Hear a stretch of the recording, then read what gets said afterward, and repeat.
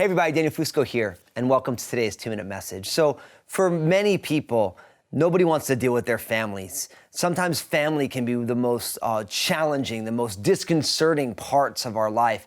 I was talking to someone recently who would rather deal with any other complicated person except for their family. So I want to talk with you today about how you can build up your family.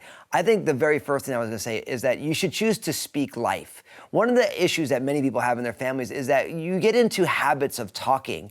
And the Bible says that we should only use words that are full of grace, seasoned with salt, that we should use our words to build up and not tear down. So oftentimes we just have to make the decision that we're not going to use words that tear down people within our family. I think that becomes challenging, especially when if people are used to feeling teared down by people in their families and we start going tit for tat. But if you make the decision that, hey, I'm going to speak life to my family, that's a huge thing. Second thing, I want to encourage you not to play the role that you always play in your family.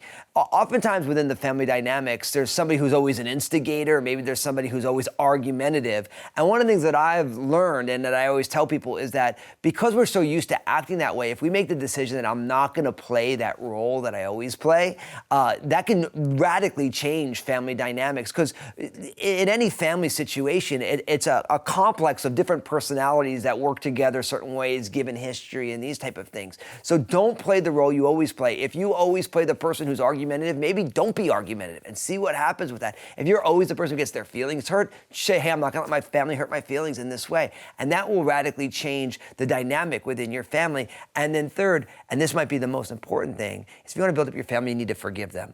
One of the things that I'll tell you is that the Bible teaches that all of us have sinned and fallen short of the glory of God. And what that means is that the reason families can be so challenging is because nobody's perfect in the family.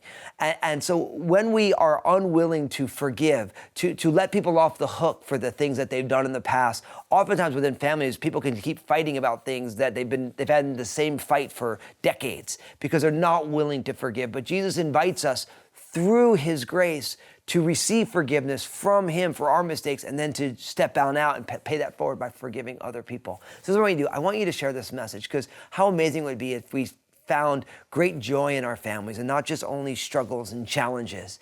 And in the comment section, I want you to talk about how are you doing building up your family? And we're going to learn from the different things that everyone's doing. And God bless you today.